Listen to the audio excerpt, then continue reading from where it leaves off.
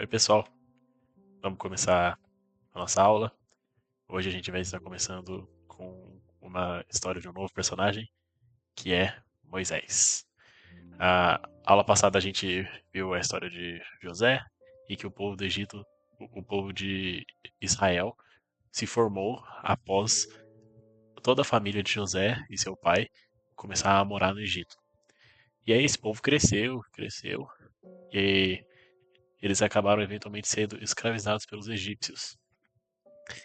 E ali passaram-se 400 anos. E nesses 400 anos, o povo sofreu muito nas mãos do Egito. E então, Deus decide libertar seu povo com uma nova pessoa, um novo personagem, que é Moisés. Então, vamos começar? Primeiramente, o período da lei. A partir desse momento, a gente vai começar um novo período, que é justamente o da lei, que vai ser um período em que o povo de Israel vai ter suas leis, que a gente vai ver mais pra frente, por exemplo, como os 10 mandamentos, mas tem muito mais leis do que só essas 10. Mas esse é um período bem longo e que a gente vai passar bastante tempo, porque foi ele que compôs o Velho Testamento, basicamente. Então, eu vou dar só uma relembrada na história de Moisés. Moisés, ele era um israelita, ele nasceu durante um período em que o governador do Egito, o rei do Egito, tinha mandado matar todos os filhos homens das israelitas, porque o povo de Israel estava crescendo demais e os egípcios estavam com medo deles se virarem. E Moisés foi escondido pela sua mãe. Eventualmente ele chegou nas mãos da princesa do Egito e ela criou ele como filho. Então ele foi meio que adotado por ela. Uma coisa que eu acho que é bem importante vocês saberem é que Moisés nunca teve nenhum tipo de grande descoberta. Eu não sou egípcio. Eu sou adotado, na verdade. Não. Ele sabia que ele era israelita e que a sua mãe era de Israel e que ele foi adotado. E por que a gente sabe disso? A gente sabe disso porque quando Moisés foi adotado pela princesa, a sua irmã Miriam apareceu e falou para a princesa: Princesa, eu conheço uma mulher que pode amamentar ele, porque ele era um bebê. E se a princesa tivesse tido um filho, ela não ia produzir leite. Então Moisés, nos primeiros anos de sua vida, ele foi pelo menos amamentado por sua mãe. E com certeza ele sabia a relação e quem ele era. Não foi um choque cultural do nada. Aí, na verdade, eu não sou egípcio, eu sou judeu. Então ele sempre soube. E o que aconteceu, né? Teve uma certa situação que Moisés acabou matando um homem egípcio e aí ele fugiu do Egito. E quando isso aconteceu, Moisés tinha 40 anos. Então ele fugiu do Egito com 40 anos. Ele foi para outra terra e lá ele conheceu sua esposa, ele teve filho, se casou. Ele viveu nas outras terras por mais 40 anos. Então, os primeiros 40 anos da vida de Moisés foram no Egito, depois ele fugiu e ele passou 40 anos em outros lugares. E lá ele se tornou pastor e ele eventualmente deparou com a sarça ardente, uma árvore pegando fogo, né? Que era justamente Deus. E aí Deus falou para Moisés: Ó, eu escolhi você para libertar meu povo, eu vou estar te enviando. E aí Moisés foi para o Egito justamente para trazer a libertação do povo de Israel. Ele foi junto com seu irmão Arão e os dois iam falar diretamente com o faraó. E aí o faraó, toda vez que eles falavam alguma coisa, ele recusava a libertação do povo de Israel. Então Deus começou a mandar pragas. E pragas cada vez piores, né? Primeiro começou com o rio se tornando em sangue. Aí depois começaram a haver diversas catástrofes na terra do Egito. E eu acho que vale lembrar, vale é, anotar isso, que Deus não puniu o povo de Israel junto. Todas as pragas aconteceram somente com os egípcios. O povo de Israel não sofreu as pragas. Então, quando vieram os gafanhotos, quando vieram os sapos, quando vieram as moscas, quando vieram as doenças, tudo isso aconteceu só com os egípcios. E aí, é, chegou na 10ª praga, e a 10ª praga ia ser a praga da morte do primogênito. E aí, assim que foi instituída a primeira Páscoa. Por quê? O que era a primeira Páscoa? A Páscoa foi a cerimônia em que os judeus tiveram que fazer para eles passarem pela 10ª praga em segurança. E essa 10ª praga ia ser justamente a morte dos primogênitos. E a Páscoa é justamente depois que a gente, como no Novo Testamento, a gente conhece como a ressurreição de Jesus, né? Que Jesus morreu nos nossos lugares, né? Mas desde aqui a gente já vê que Deus deixou uma simbologia do que estava para acontecer para frente.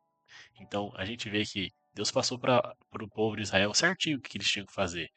Eles tinham que matar um cordeiro, passar o seu sangue nas portas, eles deveriam comer esse cordeiro com toda a sua família. Então, o anjo da morte não iria matar o primogênito dessa família. E a gente consegue ver muitas semelhanças com justamente Jesus. Jesus que foi o cordeiro verdadeiro, o sacrifício perfeito, que morreu no nosso lugar para nos salvar da morte. Assim como o cordeirinho que foi da refeição, ele morreu para eles ficarem seguros do anjo da morte que ia passar para matar os primogênitos. E esse é o significado até hoje da Páscoa para os judeus, o povo de Israel de hoje em dia, né? Que é essa cerimônia de matar o cordeiro e cearem e comerem ele, que eles comemoram como a libertação do Egito. Que essa foi a última praga, aí o faraó falou, deixa, vamos embora. E aí o povo saiu do Egito, né? E eles comemoram até hoje como essa Páscoa antiga. A gente, como cristão, sabemos que essa Páscoa antiga era apenas uma sombra da verdadeira Páscoa, que é do Cordeiro verdadeiro. E a gente comemora justamente então a ressurreição de Jesus. Mas então, o povo sai do Egito, o faraó volta atrás da sua palavra e começa a perseguir o povo de Israel. E aí tem a situação do Mar Vermelho, que Deus fala para Moisés abrir o Mar Vermelho, o mar se abre, todos passam, e depois o mar se fecha nos israelitas, não, nos egípcios, e aí eles morrem. E eu acho que também outra coisa que é, é bom de lembrar é que na Bíblia diz claramente que o povo inteiro de Israel passou em segurança, e aí só depois que Deus permitiu que os egípcios os perseguissem. Porque Deus estava segurando eles com uma parede de fogo, com um pilar de fogo, para não deixar eles passarem para alcançar o povo de Israel. E aí, quando todo mundo passou do Mar Vermelho, aí sim que Deus liberou o pilar de fogo para os egípcios perseguirem. Quando eles chegaram no meio do mar, o mar fechou e engoliu todo mundo. Então, não teve essa pressa, essa urgência de tipo, ai, corre, corre, que eles estão chegando logo atrás. Não, não teve isso. Deus esperou todo mundo passar para só depois o povo egípcio ser engolido pelo mar. E, continuando, depois que o povo sai do mar, do Mar Vermelho, né? Que eles pararam de ser perseguidos pelos egípcios, agora eles estavam no meio de um deserto. E aí o que acontece, né? Moisés começa a guiar o povo e durante essa caminhada no deserto, Deus chega um momento que ele instrui o povo de Israel. Porque até aquele momento, o povo, eles não eram uma nação, né? Eles eram um aglomerado de pessoas que vieram todos da mesma família, né? A família de Israel. E eles viveram por 400 anos com os egípcios. Então eles tiveram muitas influências dos egípcios. Então Deus precisava colocar um padrão do que deveria ser o certo e o errado. Daí que vem as leis. E é por isso que o nome desse período também é o período da lei, porque esse é o período que Deus estabelece as leis para o seu povo. Todo povo, todo país precisa de um conjunto de regras para eles conseguirem habitar, eles conseguirem é, determinar o que é justo e o que não é. Senão, se cada um tem sua justiça, eu acho que isso aqui é certo, aí o outro não acha, aí já deu briga e já deu problema, né? Então precisava de um padrão para todo mundo. E aí que Deus entrega não só os 10 mandamentos, que tá como nessa foto, mas Deus também entrega muitas outras leis. E a gente consegue ver várias dessas leis nos primeiros livros da Bíblia, em Êxodo, Levítico, que eles falam justamente do que Deus passou para o povo, o que eles deveriam fazer, se acontecer tal coisa, vocês vão fazer tal coisa. Se a mulher estiver impura, ela tem que se retirar e se lavar. Tem várias leis. E aí tinha leis do que eles podiam, o que eles não podiam comer, o que fazia sobre divisão de terras e várias coisas. E essas leis foram as leis que foram mantidas pelo povo de Israel durante todo, toda a sua duração como povo, como nação. Depois, no período, um pouco depois de Jesus, eles são dispersos pelo mundo, mas eles ainda mantiveram a lei, eles ainda têm ela, e eles ainda obedecem e seguem ela. E hoje em dia tem a nação de Israel, e os judeus ainda têm o Torá, que é o livro que eles usam para o judaísmo, e na Torá eles decoram as leis e tudo, que são as mesmas leis que estão escritas no nosso Velho Testamento. Mas essas são as leis que estabeleceram o povo de Israel. Essa é a história de Moisés, e agora sim a gente começa o maior período da, é, da Bíblia, com exceção do período atual, que é, que é o período depois de Jesus. Esse é o período que acontecem muitas coisas e tem muita história.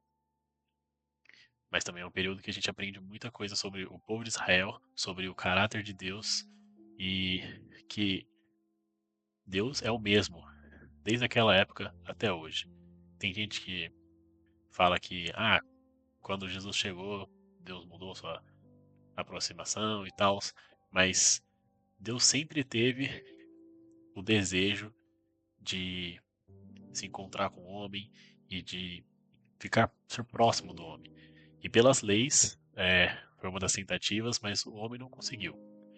Ah, o povo de Israel falhou várias vezes, e mesmo que agora a gente não esteja mais no período da lei, Deus ainda tem muito amor pelo povo de Israel. O povo de Israel de hoje em dia, que a gente chama de judeus, né? Eles ainda são um povo especial para Deus e eles ainda vão ter o seu papel em Apocalipse, que vai ser no fim dos tempos. Mas quem vai ser a noiva de Cristo é a igreja, somos nós, né? E é, eu deixei anotado aqui também, né? Só de curiosidade, esse período da lei é um período que dura aproximadamente 1500 anos, que foi que a gente vai ver daqui para frente, né?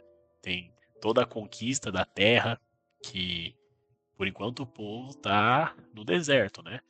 Deus está provendo todas as coisas que eles precisam. Água, mantimentos, comida.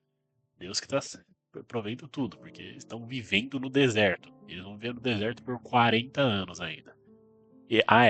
O último período da vida de Moisés. Moisés viveu 40 anos no Egito, depois 40 anos fora do Egito, e os últimos 40 anos de sua vida foram o período de libertação e o período do deserto. Então, a vida de Moisés foi separada em 3 períodos, basicamente. Isso que é engraçado. Os 3 períodos de 40 anos cada. E Moisés não chega a entrar na terra prometida, que é o que Deus estava prometendo para o povo de Israel depois do deserto. Mas em Então vai vir a conquista da Terra Prometida, que eles vão conseguir um território para sua nação, e ali vão ser estabelecidos juiz de Deus para governar sobre o povo, porque Israel foi uma nação meio que sem rei, né, por muito tempo, porque quem era seu rei era Deus, Deus que era o governador, e ele escolhia um representante para pôr ordem na casa. Só que aí chegou um momento que entrou o período dos reis, porque Israel queria um rei para seu povo, e aí Deus escolhe um rei, e aí começa a acontecer várias coisas. Aí Israel cai em pecado, e aí vem outros povos e atacam Israel, e depois Israel volta para Deus, e aí vem um período melhor, e aí fica inconsistente até que chega o período de Roma, e aí é a época que Jesus vem e acaba com o período da lei e começa o período da graça. Mas é isso a aula de hoje, gente. Espero que tenha dado para entender. Até mais.